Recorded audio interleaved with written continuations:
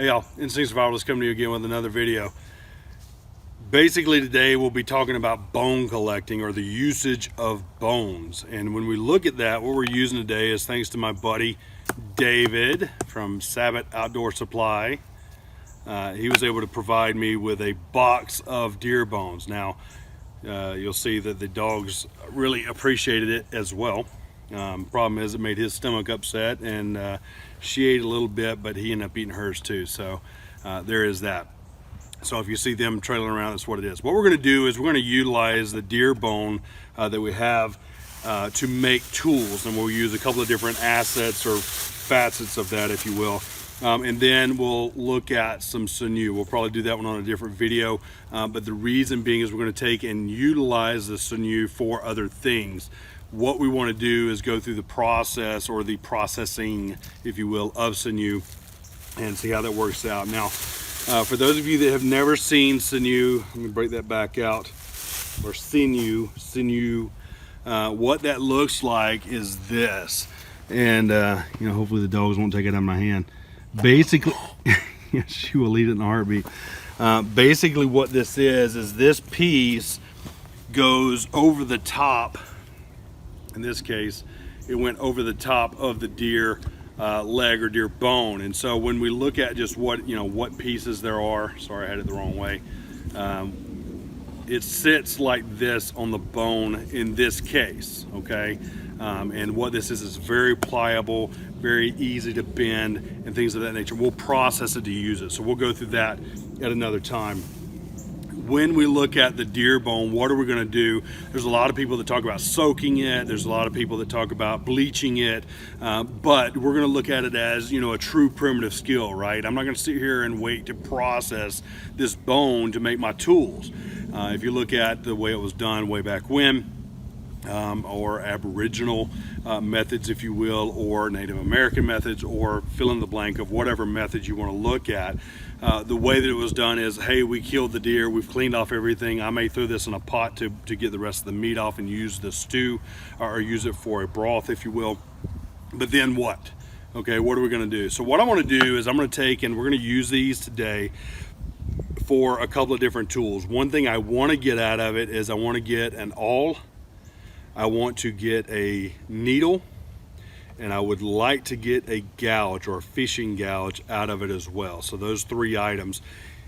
Bonus would be if I can actually take one of them and get a scraper, maybe make a couple of needles, maybe make a couple of different things, and then if all else fails, maybe a button. I don't know, right? It's kind of one of those things. You have a rock and you're a sculptor, you chip away everything that doesn't look like what you think it's going to look like. So that's what that is. No ma'am, you can't have those, sorry. All right, so let me reposition the camera, because a lot of this is going to be done here. I don't want you to be out there to see what's going on. So let's reposition and we'll go from there, okay? All right, so what we're going to need for this is obviously bone, right? This deer bone. You can go to the butcher store, and sometimes they have bigger bones. The one that I went to, all they had was bones from a pig. That was it. Those are a little more fragile, but I could have used them if I didn't have these. So again, thanks to David at Sabbath Outdoor.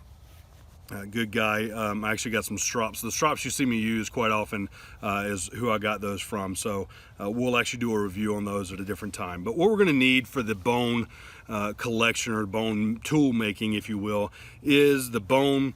You're going to need rocks, and that's about it. All right, that's it. That's all you need. Now, if I was going to go modern day, all right, let's just talk about that. If I needed, in a pinch, I need an awl. I don't have one. I'm out in the woods, and I have my Swiss Army knife. Great. You can use a knife with a file and a saw to help you create these, as well as a rock and a hammer if you want to go that route, if you want to take it even more modern. So options galore in how you do these things, but if you're going to go primitive, if you will, it would be something like this, okay? Now there's more qualified people to do this than me, but we're going to go through and we're going to try to make the best we can. So let's take some of these off. This is going to be my hammerstone. This is going to be my first hammerstone, and the reason being is because it's bigger. It's going to smash the rock like I need to. So we're going to clear this off. Hopefully dogs don't come up and steal that while I've got my back turned.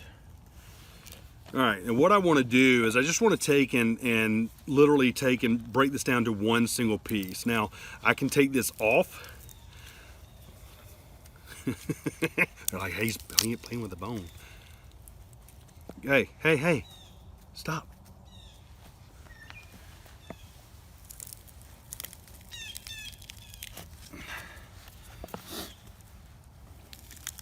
Now, at this point, if I take and move this, you can see how, basically tendon, we're going to talk about science for a minute here. You can see how the tendon or the sinew moves, which is the tendon. You can take and move that up and down just based on this joint moving. So there's that. I'm going to take my knife and cut off the sinew around there. Why didn't I save that when I pulled off the rest? Basically, hey, no. Basically because I was trying to get to the easy parts first, and then be able to go from there. So let's actually take and cut off the pieces I don't need. And all I'm doing is just kind of scoring it a little bit. See if that helps me any. There we go.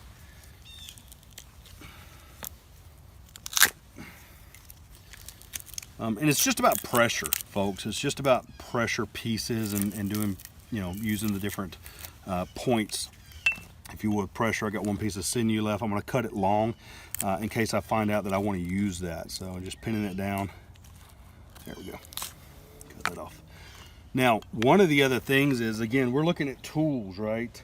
So when you pull the bones apart, you may look at this and go, oh, wait a minute, I can use that as a bearing block for a bow drill fire. And I think I may actually do that. So there's another piece, because when you look at the historical facts about this, and again, not an anthropologist, but if you look at the historical facts about this, one of the pieces or parts of different cultures and tribes and things of that nature is because they used everything, right? My family taught me that if you're going to kill a deer, you don't waste it. If you're going to kill an animal, you're not going to waste it. So you don't just kill for fun, you do it because of usage, and that's the way it goes. So in going deeper than what I was taught is I'm probably going to pop that out and use it as a bow drill bearing block and see how that works. If it doesn't work, then so, nothing lost, right? But we'll try to use that.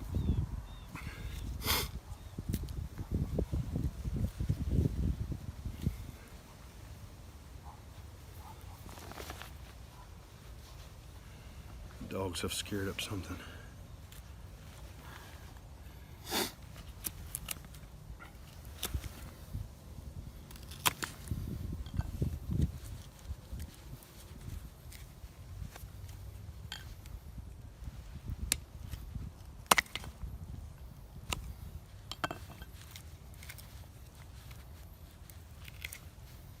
All right, so there's that. And all these pieces are pieces of sinew, so I can either dry them out and use them later, which is what would typically happen, is be able to do that. I've got quite a bit, so I don't know that I'm going to do that, but I never know.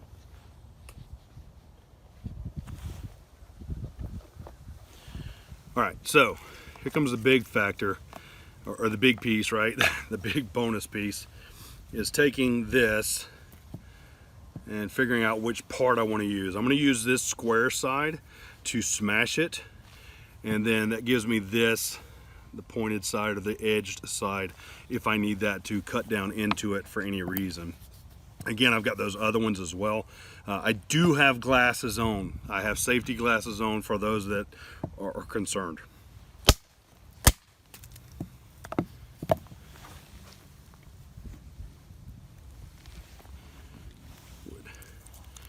All right, so what I've got left,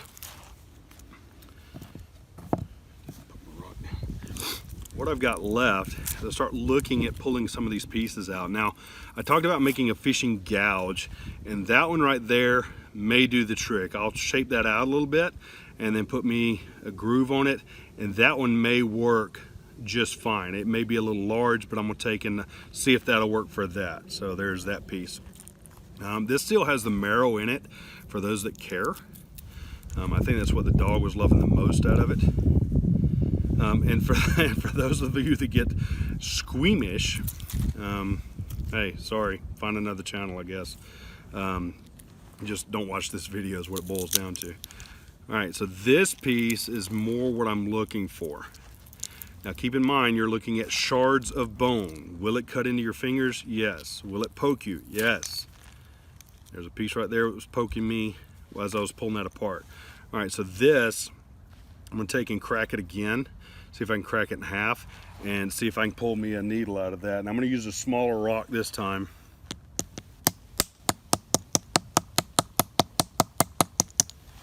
Just kind of soften it a little bit, if you will. There we go, there's a piece off. Crap. All right, well, there is that. So it busted into 3 parts. Keep that one. I think, ooh, that might make a good awl right there.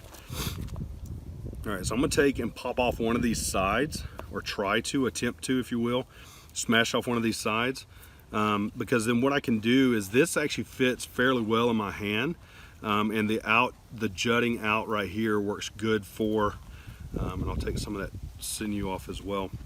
But it works great for holding on it and using it as an awl. So there's that. Let's go in and clean that up a little bit.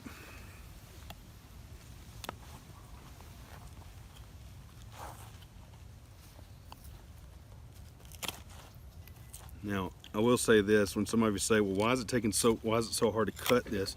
Number one, they've been cold. Number two, it's 28 degrees out here, so cold across the board.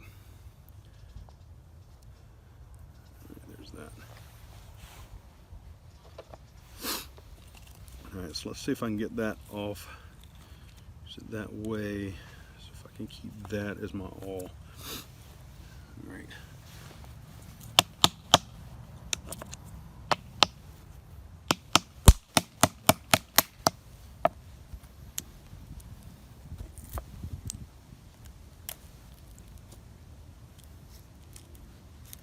Marrow. If this works, that piece right there is going to be real good for sharpening and going as an awl. So I want to see if I can break this one on out. It's already cracked. So if I can go ahead and pop this on out.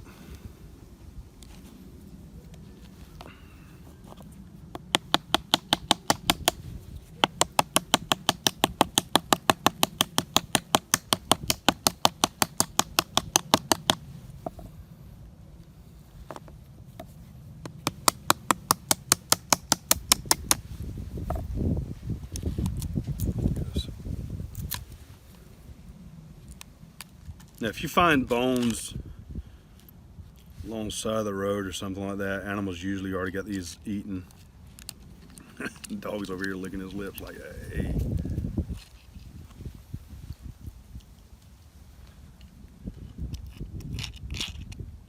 What I'll do is I'll let these, when I'm done, I'll let these sit out in the sun, kind of dry up a little bit. The birds won't eat too much of that out of there. I'm gonna have to make a tool because there's the rest of the marrow. I'm gonna have to make a tool to get that out. All right, so that looks pretty good. Just taking different parts of the rock. See how that's got a little out jut there? Parts of my rock to kind of break it in, break it off a little bit more. There we go, that worked great.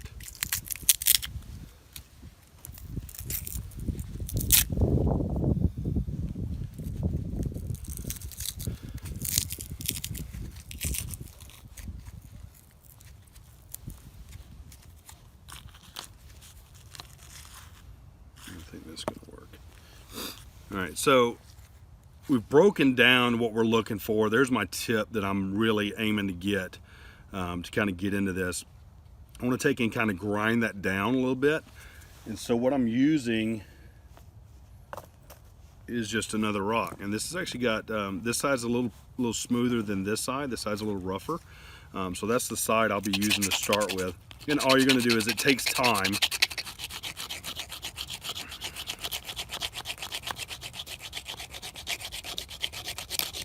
But this is no different than what you did sharpening sticks as a kid, right? Taking popsicle sticks outside and sharpening them up, playing like you had knives. Not all of y'all did that. I did.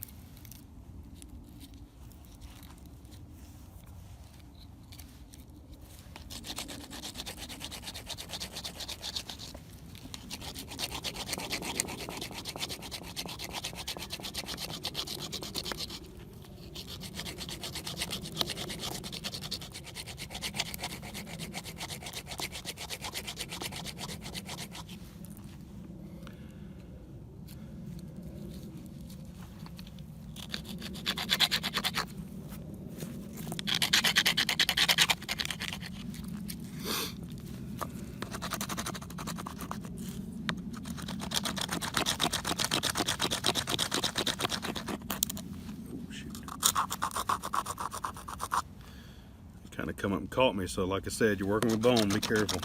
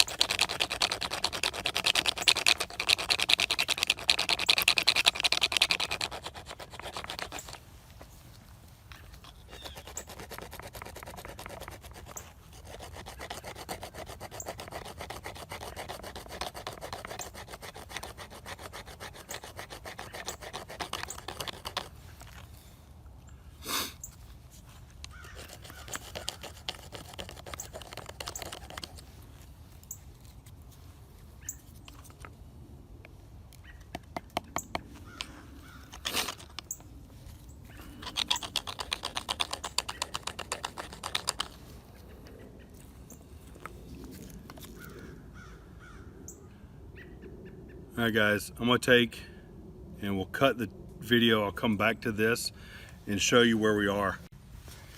All right, guys, so I wanted to have something with a little bit more bite to it, also a little bit longer than what I was using. So what I've been using is a paving stone. Actually, I think it's a garden lining, so I don't know what it is, but it's basically it's a preformed brick is what it boils down to that I found. So we'll take and finish this up.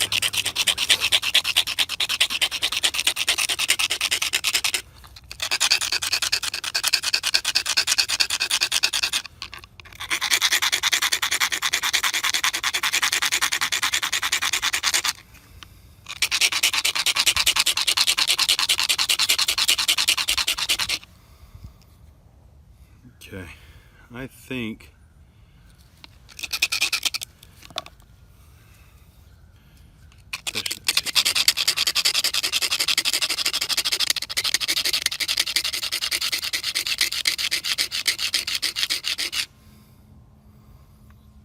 should do it.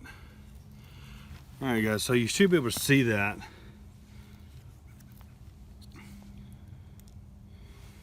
And again, the goal of this is for something to pierce buckskin, leather, bark, like if you're doing a bark basket as an example, or bark container, something to pierce something. That's what it boils down to. And the main reason is because now if I poke a hole in a piece of leather, then I can follow it through. I can take and poke that hole, pull it out, and then follow through with a bone needle. And go through and start threading and sewing it that way. So that's the point or the usage of this. And then you can see the point is not quite round. It's a little offside. So in my I don't know if you can see it quite, but it's flat and then point. So it comes up like a triangle if you're looking at it from the tip. You can see breakfast is starting to wear off, which is why I'm shaking so bad. Sorry, guys. Anyway, so that's what we're looking at. The other part was making sure that I don't get stabbed, that I've got something to hold on to, and you see that fits right there. It's nice and smooth. Again, I'll get all this cleaned up, but nice and smooth. And then I can take the heel of my palm and punch. So even if it came down, you got a piece of leather or something like that, crap, that's sharp. Punch it through, pull it out, stick the needle through, and go from there. So that's I'll consider this done. The only thing that's lacking is I need to go in and clean up because I may throw this in my bag and I don't want to have to worry about the attraction of animals. So again, with the marrow still in it, I'll probably boil this out a little bit, let it harden back up, so that I'm not taking and again using all this. So I call that done, with the exception of the cleanup, because it's a functional tool, period, right? I just need a functional tool. And if I'm in a hurry, then this is probably overdone, so I don't know. But we'll call it all done. Put that one off to the side. And now I want to use, there was a piece I found, there we go, right there. Pull off that. You know, if somebody knows what the name of that is, that'd be lovely. Yeah, just let me know, that'd be great. All right, so I got a point on this side. I'm gonna call this side squared. And what I wanna do is I wanna take this piece off, if you will. Now, what you saw me do a while ago is actually use my knife to break off a piece. I'm gonna see if that works again.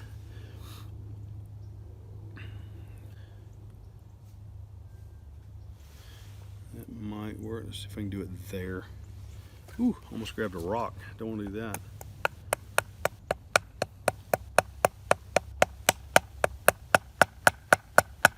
And be careful with this, guys, because bone will splinter, and then you're back to square one, number one, and number two, it can fly. Not quite what I meant by fly, but it can fly.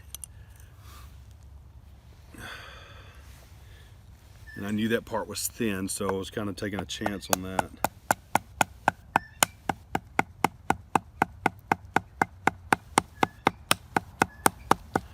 Oh my gosh, Bill, not proper usage. You got your hand going on the side of the blade. Okay, thank you. Better.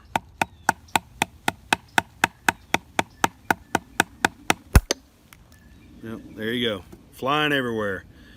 Is that going to work for us? No. It split a little bit further than I wanted it to. And I blinked, even though I'm wearing glasses, I blinked, so I got pieces flying everywhere, and I'm not sure where all of them went. So, all right, folks, so let's work on our gouges. Now, gouging, when we talk about gouges, we're talking about a fish gouge, all right? And what that means is, like a hook, they're going to take and they're going to swallow the whole thing. All right, now you may say this is mighty big for a fish to swallow. It is, and that's the thing about it is that you have to go based off of what fish you're going after. So if it's big, then you're going to go after bigger fish, and keep in mind that's what you're looking for. If it's smaller, so let's say if I take it down to this big, I'm not too worried about it, because then the fish will take the whole thing.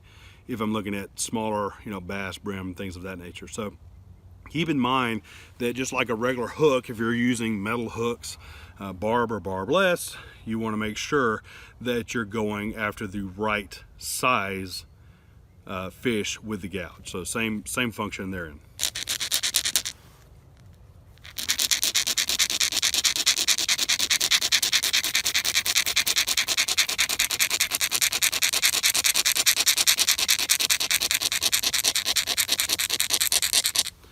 Now we'll say the thing about this paving stone, or whatever stone it is, whatever this thing is, the thing about this is that this is making light work. If I'm in the woods, this is not a luxury that I have. I'm stuck with rocks like this, but I also have a lot more to choose from. So it may be, where this one's smooth, I'm using this as a hammer stone. This one's got my edge on it, so I can use that to split. I can use this one for sanding, but I have the option for bigger and better rocks and things of that nature. So if I get lucky, I might can find those, especially in the eastern woodlands. That's not a difficult find, is to find bigger ones of these, because that's exactly what happens. I found these in the woods. Somebody had snapped them in half, and then I'm not sure how I got that piece, but it was a part of a broken rock is what it boiled down to. Just a little shard pulled off of it.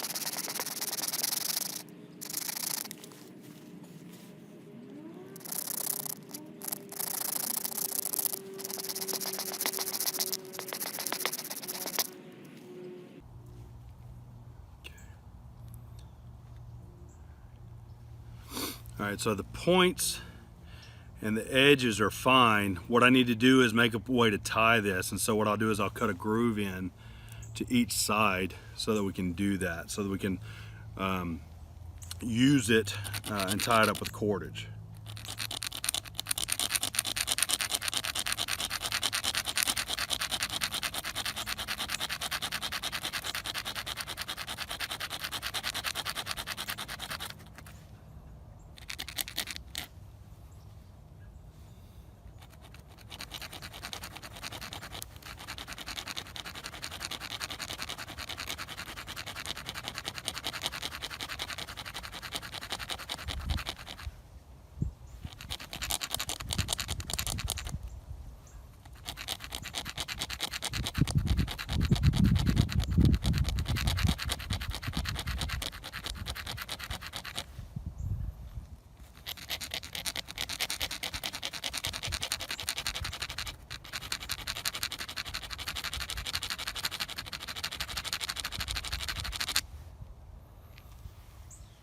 Okay, so now that's deep enough that if I use a nice light cordage, the dog bane that I actually created cordage with before can actually fit in there without slipping off, and that's the benefit, right? Is we're just trying to make sure that we can take and use that as our something we can tie down to for our gouge.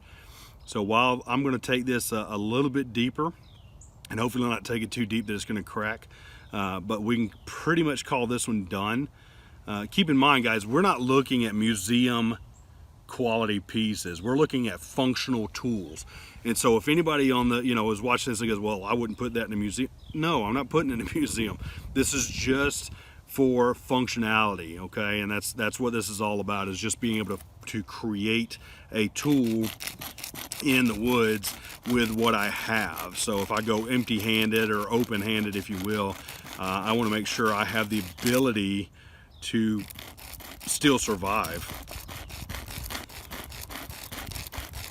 All my gear falls off. I fall in the river, it goes down the river. What am I going to use is what it boils down to.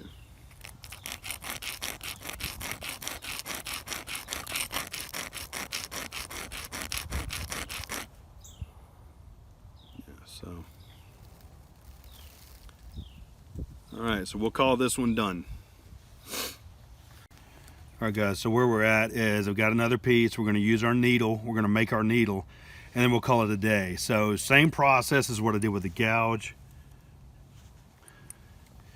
The difference is we're going to have the needle here, and we're going to groove the top as opposed to putting an eye in it. And the reason being is it's a little easier to make that way. And again, faster. I don't have to worry about getting a rock adze and drilling into it. So let me get things moving, and then we'll come back to it.